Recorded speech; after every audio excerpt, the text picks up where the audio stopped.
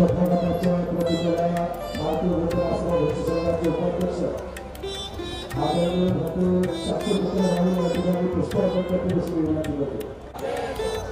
प्रतिनिधी राष्ट्रीय उपाध्यक्ष सन्माननीय जगदीश गोविसन हे सूत्राधिकारी 17 अशोकांच्या प्रतिनिधीला त्याचबरोबर युट्यूब मुलांनी कार्यक्रमाचे अध्यक्ष चक्रवर्ती सम्राट अशोक राजांचा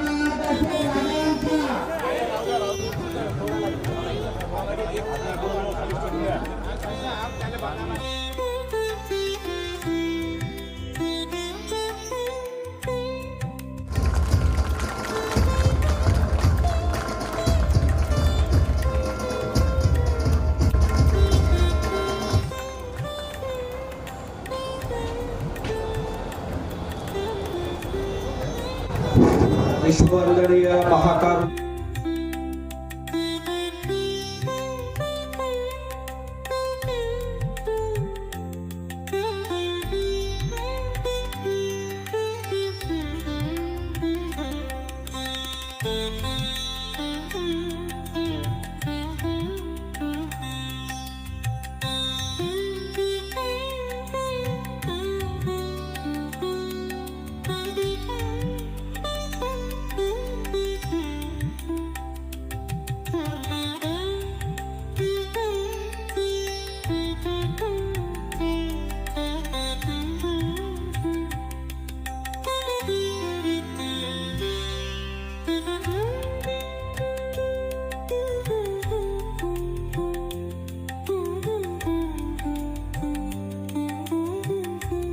तथागत भगवान बुद्ध बोधिसत्व डॉक्टर बाबासाहेब आंबेडकर यांना त्रिवार अभिवादन।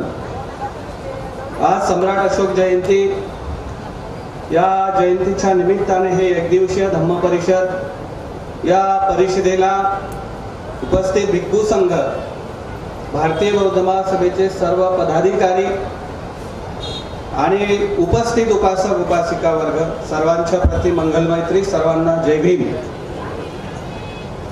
सम्राट अशोक जयंतीच्या या निमित्ताने आपण ज्या गर्दीवर चर्चा करत आहोत आणि वास्तविक कार्यक्रमाला भरपूर उशीर झालेला आहे। प्रत्येक ठिकाणी महिलांची संख्या मोठ्या प्रमाणामध्ये असते। बाबासाहेब आंबेडकरांनी जो आम्हाला धम्म दिला, तो धम्म अशोक विजयादशमीला दिला। अशोक विजयादशमी ही 14 ऑक्टोबर, याच्यावर भरपूर चर्चा होता। 14 ऑक्टोबर मानायची की विजयादशमी मानायची, तो विषय आपण नंतर घेऊ। पण सम्राट अशोकाची जयंती ही मोठ्या प्रमाणामध्ये अकोला जिल्ह्यात साजरी होत आहे। आमच्या भारतीय बौद्ध महासभेच्या कार्यकारिणीने हे जयंती साजरी केलेली आहे। बाबासाहेब आंबेडकरांनी जो आम्हाला धम्म दिला, तो 14 ऑक्टोबर 1956 म्हणजे अशोक विजयादशमीच्या दिवशी दिला। बाबासाहेब आंबेडकर म्हणतात की या देशामध्ये हजारो वर्षापासून 2 विचारधारेत संघर्ष सुरू आहे। 2 विचारधारेचा संघर्ष, श्रमण आणि ब्राह्मण, यालाच क्रांती आणि प्रतिक्रांतीचा संघर्ष बाबासाहेब आंबेडकर म्हणतात। एक संस्कृती जी श्रमण संस्कृती आहे, जी समता, बंधुता, न्याय, मैत्रीचा प्रचार करते, आणि एक आहे ब्राह्मण, जी विषमता, अज्ञान, भेदभाव, शोषण, ईश्वर, आत्मा, परमात्मा, स्वर्ग, नरकाचा प्रचार करते। बुद्धांनी या देशामध्ये क्रांती करून या इथल्या सर्व जातीचा अंत केला। सम्राट अशोकाला हा धम्म भेटला आणि त्यांनी या देशातली संपूर्ण जाती व्यवस्था संपवून बुद्धाचा धम्म जड माणसामध्ये, शासन प्रशासनामध्ये रुजवला। 1250 वर्षे या अखंड भारत बौद्धमय होता। प्रतिक्रांती झाली। पुष्यमित्र शुंगानी अभ्यासक लोक आहेत, समोरही बरेच लोक अभ्यासक आहेत, आणि आमच्या महिला सुद्धा बरेच प्रवचन ऐकतात। जास्त प्रवचन करण्यासाठी आपल्याजवळ टाइम नाही। आमचे भंतेही जास्त बोलू शकले असते, इतरही भंते बोलतात आणि उपस्थित लोकही बोलू शकतात। उपासक उपासिकांनो, भारतीय बौद्ध महासभेच्या माध्यमातून जरी हा कार्यक्रम आहे, प्रचाराला कुठल्याही पद्धतीची कमी पडली नाही। संतोष गायवले त्यांच्या टीमने पाहिजे तेवढा प्रचार केला, परंतु लोकांची मानसिकता आजही बुद्ध बाबासाहेबाला कुठल्या दृष्टिकोनातून पाहतात हे महत्त्वाचं आहे। आमचे भंतेजीनं सांगितलं की नवीन उपक्रम करावा लागेल तरुणांना जोडण्यासाठी, पण तो उपक्रम भिक्षूलाच करावा लागेल, उपासकांना नाही करावा लागेल. बाबासाहेब आंबेडकरांनी भारतीय बौद्ध महासभेच्या कलम नंबर 7 मध्ये सांगितलं की सेमिनारी भिक्खू असावा, प्रशिक्षित भिक्खू असावा, आणि प्रशिक्षित भिक्खू आंबेडकर राईट विचारधारेचा असावा, तो नाही आहे. पूजा, परित्राण पाठ, वास्तुशांती, नामकरण विधी हे पुरोहितगिरीचे काम भिक्खू संघ करत आहे, आणि पुरोहितगिरीचं काम भिक्षू संघ करतो. आमचा जो तरुण आहे तो म्हणतो की माझी समस्या भंतेकडे नाही आहे. मला काल परवा एक मुलगा भेटला, तो काही म्हणजे महिन्याआधी भेटला होता, आणि त्याने त्याचं नाव सांगितलं आणि पण आवर्जून सांगितलं मी वंजारी समाजाचा आहे म्हणून. आणि मग मी त्याला काल विचारलं की तू मला वंजारी समाजाचं खोटं का बोलला होता, तर तो बोले भंते लोकांना भेटल्यावर धागे दोरे, शिलेचं पाणी आणि परित्राणाशिवाय सांगतात तरी काय? उपासक लोकांच्या समस्या सोडतात तरी काय? बौद्ध धम्म समजून सांगत असताना देवलोकात 31 प्रकारच्या देवलोकात आम्हाला घेऊन जातो, आणि आम्हाला वास्तविक जीवन जगण्यासाठी तो कधीच बाबासाहेबाचा धम्म सांगत नाही. मोठ्या मोठ्या संघदानाचे कार्यक्रम, मोठ्या मोठ्या परित्राणाचे कार्यक्रम, त्याच्यामध्ये फक्त अज्ञानी महिला ज्या वास्तविक घरी दुःखी असतात, कोणाच्या मुलाचं लग्न होत नाही, कोणाच्या मुलीला चांगला मुलगा भेटत नाही, नोकरी नाही, शिक्षण नाही, हे सर्व गर्दी करतात, आणि बाबासाहेब आंबेडकर भगवान बुद्धाच्या नावानं एखाद्या भंतेजीला बोलावून पूजापाठ करून त्याला शिलेचं पाणी देतात. उपासक उपासिकांनो, बाबासाहेब आंबेडकर पूजण्याची वस्तू नाही. ज्या सम्राट अशोकाला आज आपण इथं जयंतीच्या स्वरूपात मानतो, त्या सम्राट अशोकाचा इतिहासही, ज्या बुद्धाचा त्यांनी जगावर प्रचार केला, ते बाबासाहेबाला जन्म घ्यावा लागला भारतात, की बुद्धाला पुनर्जीवित केलं. आम्ही जर बुद्धाला आणि बाबासाहेबाला पूजतच राहिलो, अगरबत्ती मेणबत्ती पूजतच राहिलो, तर परिवर्तन होणार नाही. मी आवर्जून प्रत्येक ठिकाणी आवर्जून एक कथा सांगत असतो, तुम्ही ऐकली असेल, प्रत्येक ठिकाणी कुठं तुम्ही रोज प्रवचन ऐकता. मी आवर्जून एक उदाहरण देतो की एका गावामध्ये एक लोहाराचं घर होतं. तो लोहार गावभर फिरत होता, गावभर फिरून घराघरातले कोळसे जमा करत होता, आणि कोळसे त्या गावाच्या वस्तीमध्ये त्याची एक झोपडी होती, त्या झोपडीमध्ये तो कोळसे आणून तिथे तो आग पेटवत होता. त्या आगीमध्ये लोखंड टाकून त्या लोखंडाला गरम करत होता. ते गरम लोखंड झाल्यानंतर त्याची बायको, मुलगा त्याच्यावर हातोडीनं घाव, प्रचंड मेहनत करणारा लोहार, गावभर काम करून, कोळसे जमा करून आपली आजीविका 2 टाइम त्याला व्यवस्थित खायला भेटत नाही, त्याचे बायको लेकरं, त्यांना चांगले कपडे नाही, त्याला राहायला चांगलं घर नाही, प्रचंड मेहनत करत आहे, इमानदार आहे, प्रामाणिक आहे. त्या नगरीतून एक राजा चालला होता. त्या राजाचं लक्ष त्या गरीब झोपडीवर गेलं. त्या झोपडीवरच्या त्या लोहाराच्या प्रचंड संघर्षावर, मेहनतीवर गेलं. त्या लोहाराच्या प्रचंड संघर्षामुळे त्या राजाच्या मनात करुणा उत्पन्न झाली. तो राजा म्हणते की हा लोहार प्रचंड काम करत आहे, मेहनत करत आहे, संघर्ष करत आहे, पण तरी याची दारिद्र्यता, याची गरिबी दूर झाली नाही. याची गरिबी, याची दारिद्र्यता दूर व्हावी म्हणून मी याला काहीतरी भेटवस्तू दिली पाहिजे. त्या राजाने त्या लोहाराला जवळ बोलावलं, त्याला सांगितलं, बाबा तुझी गरिबी, तुझी दारिद्र्यता दूर व्हावी म्हणून तुला एक भेटवस्तू देतो. तो लोहार म्हणे ठीक आहे महाराज, काय देता? राजा म्हणे बाजूलाच म्हणे माझं 10 एकर चंदनाच्या झाडाची बाग आहे, मी तुला भेट देतो. 10 एकर चंदनाच्या झाडाची बाग त्या लोहाराला दिली. राजा निघून गेला. एक 8-10 वर्ष झाले. 8-10 वर्ष लोटल्यानंतर राजा त्या नगरीतून परत चालला होता. परत चाललेल्या राजाला त्या गावच्या लोहाराची, दुःखी गरीब लोहाराची आठवण झाली की मी याला 10 वर्षापूर्वी श्रीमंत बनण्यासाठी एक भेटवस्तू दिली होती, आता हा प्रचंड श्रीमंत झाला असेल. तो गावभर फिरते, त्याला कुठं गाडी बंगला काही दिसत नाही, तशीच झोपडी आणि प्रचंड कोळशाचा ढीग लागलेला तशाच दारिद्र्य अवस्थेत त्याला दिसतो.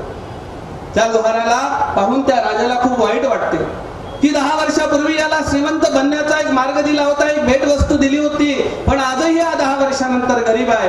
याचं कारण काय याला विचारायला पाहिजे.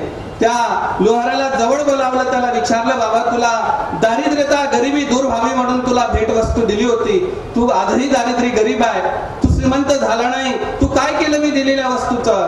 तो म्हणे महाराज मी रोज शेतात जायचो, ते झाडं कापायचो, त्या झाडाला आग लावून त्याचे कोळसे बनवायचो आणि माझ्या भट्टीत टाकायचो. राजा म्हणते 10 एकर चंदनाचे झाडाचे कोळसे केले. हो म्हणते महाराज, आता हे बाजूला एक लाकूड आहे, हे पण आगीत टाकून याचे कोळसे करतो. राजा म्हणते तू 10 एकर चंदनाच्या झाडाचे कोळसे केले, आता हे लाकूड चंदनाच्या मार्केटमध्ये घेऊन जा, त्याला विक आणि त्याचे पैसे बघ किती येतात. तो चंदनाच्या मार्केटमध्ये जाते, त्याला त्याचे लाखो रुपये भेटतात आणि विचार करते, डोक्याला हात लावते आणि बोलते की मी 10 एकर चंदनाच्या झाडाचे गोळशे केले आणि हातभर लाकडाचे मला लाखो रुपये भेटले. ते 10 एकर चंदनाचे झाड जर मी व्यवस्थित विकले असते तर आज या गावचा सर्वात श्रीमंत असतो. परंतु आता महाराज मला माझी चूक समजली, आता मला परत द्या, मला श्रीमंत बनायचं. राजा म्हणते मी आता देऊ शकत नाही, एक वेळेस तुला संधी दिली होती पण तू त्याचे कोळशे केले. उपासक उपासिकांनो, बाबासाहेब आंबेडकरांनी आम्हाला असं संविधान दिलं ज्या संविधानातून आम्हाला या देशाच्या शासन प्रशासनात जाण्याचा अधिकार दिला होता. पण आम्ही काय केलं, संविधान दिवस साजरा केला, बाबासाहेबांची जयंती साजरी केली आणि संविधानाचे कोळशे करत बसलो. तुमचं शिक्षण संपलं, आरक्षण संपलं, त्या उपवर्गीकरणाचाही मुद्दा समोर आला, पण मात्र आम्ही अजिबात बाबासाहेबांनी दिलेल्या मार्गाने जात नाही. बाबासाहेब आंबेडकरांनी सांगितलं त्याचं अनुकरण करत नाही. आम्ही बुद्ध विहारात येण्यासाठी प्रचंड महिलाची गर्दी असते. मी आवर्जून सांगतो की बाबासाहेब आंबेडकरांनी दिलेला धम्म हा जातीचा अंत करणारा धम्म आहे, पण आजही महारातल्या पोटजाती संपल्या नाही, आजही त्या मजबूत करून ठेवलेल्या आहेत. निवडणुकीमध्ये आणि लग्नामध्ये महार लोकांची पोटजात आम्ही आवर्जून काढतो. कसले बौद्ध झालो आम्ही. मी गोंदिया जिल्ह्यामध्ये होतो, प्रचंड महाराष्ट्रात वेगवेगळ्या जिल्ह्यात जाताना आंधवन, लाळवण, कोचरे, बावणे हे जातीमध्ये पोट जातीमध्ये महाराच्या पोट जातीत लग्न करतात. वर्षाची सुरुवात होते आणि वर्षाच्या सुरुवातीला भीमा कोरेगावला महार म्हणून आम्हाला गर्व वाटते, आम्हाला बौद्ध असण्याचा गर्व वाटत नाही. आजही तुम्ही जर लाखनवाडीला गेला, विक्तू बाबाला गेला, जितकं बुद्धाला मानलं जात नाही त्याच्या प्रचंड विक्तू बाबा आणि त्या गुणाबाबाचे प्रचंड लोकांच्या डोक्यामध्ये फॅड झालेला आहे. मी बाजूला नगर जिल्ह्यामध्ये राहतो, पैठणला. नगर जिल्हा हा 99% महार लोक ख्रिश्चन बनलेले आहेत आणि आजही आपण प्रबुद्ध भारत करण्याच्या दिशेला जात असताना आमच्या महाराच्या वस्ती तरी बौद्ध झाल्या का याचं अवलोकन केलं पाहिजे. आम्ही विचारलं पाहिजे की आमचा शत्रू कोण आहे, आमचा मित्र कोण आहे हे आम्हाला समजलं पाहिजे. जो पुष्यमित्र शुंग ज्याची आज जयंती करत आहेत रामनावाने, आज बाबासाहेब आंबेडकरांचा धम्म ज्यांनी संपवला त्या रॅलीमध्ये नाचणारा आमचाच समाज आहे. आज मोठ्या प्रमाणात भंतेजीने जरी खंत व्यक्त केली की कावड यात्रेत, कारण तो जात असताना आणि आम्ही ही नेतृत्व आमच्या समाजामध्ये विहारातून घडत असते, आमचे विहार बंद पडले. विहाराची अवस्था काय राहिली. एका शहरात 10 नगरात 100 चाळी 50 बुद्ध विहार, 50 बुद्ध विहारात एकही माणूस नाही. काही नेत्यांनी वाटून घेतले आणि काहींनी त्यातच संसार थाटून घेतले. सुनसान पडला तसा धम्मच राहिला नाही. लग्न कार्याला सजले फक्त 14 एप्रिलचे भीमभक्त, इतर वेळेस बुद्ध पुन्हा एकटा, त्याकडे कधी कोणी फिरकतच नाही. धम्म राहिला पानापुरता, भीमही कदाचित गाण्यापुरता, घालीन लोटांगण पाठ पूर्ण पण धम्म गाता अजून येतच नाही. यवनाच्या मशिदीने यवन झाले संघटित, हिंदूच्या मंदिराने हिंदू झाले संघटित, चर्चनेही केले ख्रिश्चनांना संघटित. आपण बुद्ध विहारात कधी जातच नाही म्हणून आपण असंघटित. चला मिळून आणूया हद्दपार केलेले बुद्ध, कर्तव्याची जाण ठेवून राहूया कटिबद्ध. मानवता धम्म सांगणारा या जगात दुजा कोणी नाही. आताच वळा बुद्ध विहाराकडे, नाहीतर गुलामगिरी तुमच्यापासून काहीच दूर नाही. बुद्ध विहारामध्ये आमच्या तरुणांना, आमच्या घरातल्या सहपरिवारी लोकांना आणलं पाहिजे. पण आम्ही बुद्ध विहारात जात असताना आम्हाला काही दुखते, आमची काही समस्या आहे तेव्हाच जातो. नेतृत्व हे नीतिमान करण्याचा कारखाना बुद्ध विहार आहे. आमचे धम्मबोधी डोंगरे बसलेले आहेत, त्यांनी खूप सुंदर खूप वर्षापूर्वी पुस्तकं लिहिलेलं आहे आणि ते बुद्ध विहारात का गेलं पाहिजे तर लोकांना आजही माहित नाही की बुद्ध विहारात का गेलं पाहिजे. बुद्ध विहार हे सामाजिक, शैक्षणिक, आर्थिक, नैतिक, राजकीय लढे निर्माण करण्याचं केंद्र आहे. माणसाला निर्भय, नीतिमान, सदाचारी, निष्कलंक बनवण्याचा कारखाना आहे. पण ते कारखाने बंद पडलेले आहे. ते अगरबत्ती मेणबत्ती पूजा करण्याचे स्थान उभे राहिलेले आहे आणि त्याला नेतृत्व व्यवस्थित नाही आहे, म्हणून ह्या सगळ्या गोष्टी होत आहेत. बाबासाहेब आंबेडकर म्हणतात की प्रत्येक बौद्धांनी आपलं आद्य कर्तव्य समजून आपल्या परिवारासोबत विहारात गेलं पाहिजे. आम्ही जातो का आमच्या परिवारासहित? नाही जात आम्ही परिवारासहित. आम्हीच परिवारासहित जात नाही तर आमचा शेजारी येईल का? आम्ही कर्तव्य करणारे, पदावर असणारे, नेतृत्व करणारे लोकच जर दिशाहीन असतो, आम्हीच जर बुद्ध विहारात जात नसेल तर अजिबात कोणी बुद्ध विहारात जात नाही. बघा, भगवान बुद्धाचा धम्म हा आचरणशील आहे. वज्जी देशाचं उदाहरण भगवान बुद्ध आवर्जून देतात की वज्जीला भिक्षूंना विचारतात, भिक्षूंनो देव पाहिले का? नाही तथागत पाहिले नाही. बघा, ते वज्जीचे लोक येतात, ते देव लोक आहेत आणि त्याच वज्जीचं नंतर अजातशत्रू पतन करते. का करते पतन? कारण वज्जीचे लोक संख्येनं मोठे एकत्र येतात पण विचारधारेने नाही. आमच्यामध्ये मानसिक बळ तयार करण्यासाठी आम्हाला मिशनरी सेमिनारी कार्यक्रम घ्यावा लागेल. बाबासाहेब आंबेडकरांनी कलम नंबर 7 मध्ये सेमिनारी भिक्खू वेळ प्रसंगी पडला तयार करावा. ऍडव्होकेट सुभाष जमदाडे त्याचे प्रमुख बनले आणि त्यांनी आवाहन केलं खूप दिवसापासून की महाराष्ट्रामधून भारतीय भिक्खू तयार व्हावा. पण कोणीच होत नाही. 10 दिवसाच्या शिबिरातून तो विधी करता आणि लग्न लावणारा तयार होते, पण प्रशिक्षित सेमिनारी भिक्खू तयार जर झालाच नाही तर तुमचा शत्रू या शासन प्रशासनात बसून तुम्हाला हक्क अधिकार संपवून बसत आहे, तर तुम्हाला त्याला तोंड कसं द्यावं लागेल. बाबासाहेब आंबेडकरांनी दिल्या फक्त अंगावर चिवर घेऊन मुंडन करून तुम्ही या प्रतिक्रांतीला रोखू शकत नाही. हे प्रतिक्रांतीचं जे सध्या वातावरण सुरू आहे, आम्ही भ्रमात जीवन जगत आहोत की आमचं कोणीच काही करू शकत नाही. ज्यांनी बुद्धाला संपवलं, ज्यांनी सम्राट अशोकाचे अवशेष संपवले, ज्यांनी भिक्खू संपवले, ते बाबासाहेबांचं संविधान कुठं टिकत आहे. आम्हाला बाबासाहेब आंबेडकर, भगवान बुद्ध, सम्राट अशोकाचे विचार रुजवायचे असतील तर भारतीय बौद्ध महासभेच्या माध्यमातून घराघरापर्यंत, लोकांपर्यंत आणि सर्वच भीमराव साहेब आंबेडकरांनी एक चांगली संकल्पना मांडली, संविधान समर्थक जोडो अभियान. आम्हाला लोकांना आवर्जून सांगावं लागेल की एकीकडे मनुस्मृती आहे आणि एकीकडे संविधान आहे. जी मनुस्मृती धर्म असा म्हणतो, जी मनुस्मृती सकाळी उठता बरोबर तेलाचं तोंड पाहू नये, परंतु त्या मनुस्मृतीनं तेलाचं तोंड पाहिलं अशुभ ठरवलं, परंतु भारतीय संविधान त्याच तेलाला 15 वर्षापासून प्रधानमंत्री बनवतो. हे संविधान आम्ही आवर्जून सांगितलं पाहिजे. बाबासाहेब आंबेडकरांनी रायगडाच्या पायथ्याची मनुस्मृती जाडली आणि मनुस्मृतीचा कायदा म्हणतो, जेव्हा 18 पगड जाती 12 बलुतेदार समाजाच्या लोकांना शिवाजी महाराजांनी एकत्र केलं, रयतेचं राज्य उभं केलं आणि तिथं शिवाजी महाराजांनी जेव्हा आपला शपथविधी, त्यांना जो काही कार्यक्रम असतो तो त्या शपथविधीच्या राज्याभिषेकाच्या कार्यक्रमामध्ये जेव्हा शिवाजी महाराजांचा कार्यक्रम सुरू झाला तर महाराष्ट्रातले 300 ब्राह्मण एकत्र आले आणि शिवाजी महाराजांना रोखलं की शिवाजी महाराजाला 300 ब्राह्मण एकत्र येऊन सांगतात की महाराज, मनुस्मृती नावाचा ग्रंथ असा म्हणतो की शूद्राला राजा बनण्याचा अधिकार नाही. आम्ही ब्राह्मण आणि ब्राह्मण हा शूद्राचा राज्याभिषेक करू शकत नाही, म्हणून 300 ब्राह्मणांनी शिवाजी महाराजांचा राज्याभिषेक नाकारला. ती मनुस्मृती, बाबासाहेबांनी ती मनुस्मृती जाणली, या देशाला संविधान दिलं आणि संविधान लागू झालं. या देशाचे प्रधानमंत्री बनले अटल बिहारी वाजपेयी. एका शूद्राचा राज्याभिषेक एका ब्राह्मणाने नाकारला, ती मनुस्मृती, आणि मग संविधानाने अधिकार दिले. या देशाचे प्रधानमंत्री बनले अटल बिहारी वाजपेयी. ते प्युअर ब्राह्मण होते आणि KR नारायण हे राष्ट्रपती होते. एका प्रधानमंत्र्याचा शपथविधी एक राष्ट्रपती करतो. राष्ट्रपती एक अतिशूद्र होता आणि प्रधानमंत्री एक ब्राह्मण होता. एका प्रधानमंत्र्याचा शपथविधी राष्ट्रपतीला करावा लागतो आणि त्या प्रधानमंत्र्याचा शपथविधी KR नारायण एका दलिताने केला. याला म्हणतात संविधान.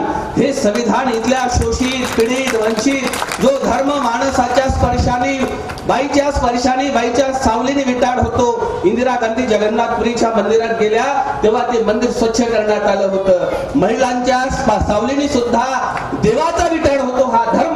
पण या देशाची राष्ट्रपती हे संविधान संधी देते. त्या संविधानाला आणि मनुस्मृतीला आम्हाला या बहुजनांना सांगता आलं पाहिजे. त्यांचा शत्रू आणि मित्र कोण आहे हे आवर्जून सांगता आलं पाहिजे. उपासक उपासिकांनो, सम्राट अशोक जयंती असेल, बाबासाहेब आंबेडकर जयंती असेल, महात्मा फुले जयंती असेल, कुठल्याही जयंत्या असतील, पण महापुरुषांचं दैवीकरण केलं नाही पाहिजे. आज मोठ्या प्रमाणामध्ये महापुरुषांचं दैवीकरण सुरू आहे. त्या दैवीकरणाला थांबवलं पाहिजे. बोलण्याचं खूप काही आहे.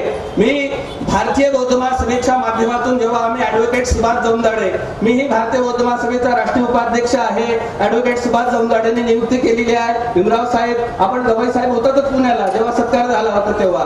तर भारतीय बौद्ध महासभेच्या माध्यमातून प्रत्येक लोकांनी, प्रत्येक गावच्या वतीनं मी आवर्जून गेल्या 8 दिवसापासून अकोल्यामध्ये एक विचार करतोय की सर्व लोकांनी बुद्ध जयंतीसाठी एकत्र आलं पाहिजे. बुद्ध जयंती मोठ्या प्रमाणात असली पाहिजे आणि बुद्ध जयंतीसाठी सर्व भिक्खूंनी, सर्व संघटनेनी एकत्र येऊन काम केलं पाहिजे.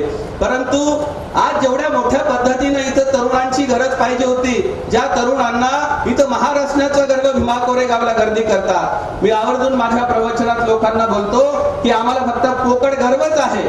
आम्ही त्या 500 महाराची औलाद आहोत आणि त्यांनी 28,000 कापले हे फक्त आमच्या भाषणात, आमच्या गाण्यात आहे. 500 महारांनी 28,000 कापले हे आम्ही आवर्जून सांगतो. 500नी तेव्हा 28,000 कापले. त्यांचा उद्देश होता समाजाचं परिवर्तन करणे. आमचं नाही, आम्हाला तर स्वतः चमकायचा आहे. आधीच उपासकांनी सांगितलं, भीमा तुझ्या मताचे जर का 5 लोक असते. इथं भीमाच्या मताचे नाही पाहिजे, भीमा तुझं नाव घेऊन मला माझ्याच मताचे 5 पाहिजे, याच्यासाठी स्पर्धा सुरू आहे. म्हणून आम्हाला बाबासाहेबांच्या विचाराचे पाहिजे की बाबासाहेब आंबेडकरांचा आवर्जून आम्ही आदर्श घेतला पाहिजे.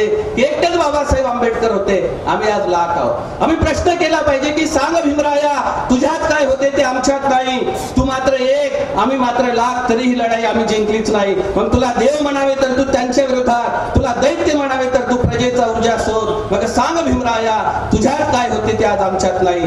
बाबासाहेबांमध्ये सामाजिक इमानदारी होती, आम्ही व्यक्तिगत इमानदार आहोत. आम्हाला आमचं घर कसं चालवायचं, पद कसं चालवायचं, मी कसं चालवायचं, याच्या व्यतिरिक्त काही नाही. माझे समर्थक मला शोधायचे आहेत, माझे विरोधक मला दूर करायचे आहेत. त्यांनी चालत नाही. 500 महाराजांनी 28,000 कापले. 28,000 जेव्हा संपले तेव्हा बाबासाहेब आंबेडकर त्या 500 महाराला वंदन करायला जातात. आपणही जातो. पण 500 महाराचे आज 1 कोटी, 2 कोटी, 5 कोटी बौद्ध झाले असतील, पण 5 कोटी बौद्धांनी एक विचारधारेचा नगरसेवक दिला नाही.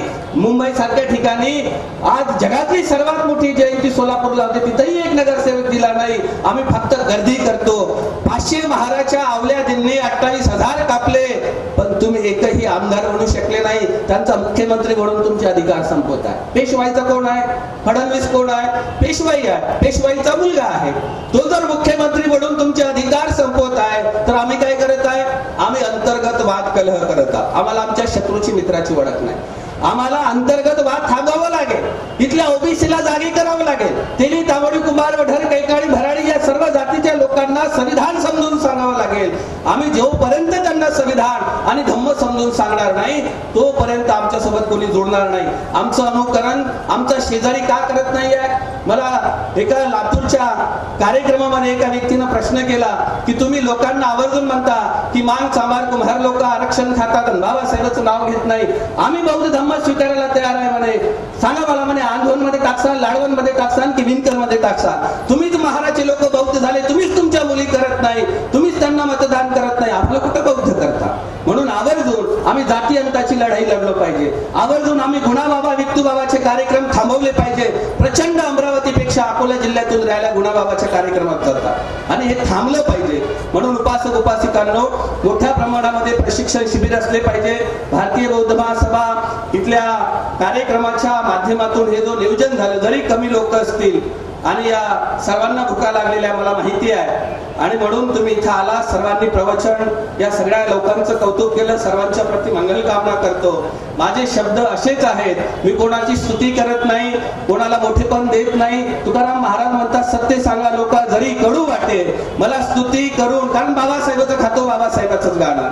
बाकीच्या लोकांचं गाण्यासाठी कोण्या उपासकाला, उपासिकेला हात जोडून नमस्कार करून, कारण गोड गोड बोलू बोलू 2-2 समर्थक होतात आणि 2-2 विरोधक होतात. आणि उपासिकाला तसेच भंतेजी पाहिजे, आमचे भंतेजी होय म्हणते माय, हा दुसरा भंतेजी आला कुठून, आहे का नाही? तर असं करू करू उपासक काय भिक्षू लोकांनी लावली चुने. तुम्हाला माहित आहे अकोल्यातले प्रकरण काय झाले. तर असं सर्वांना मंगल कामना. जय भीम.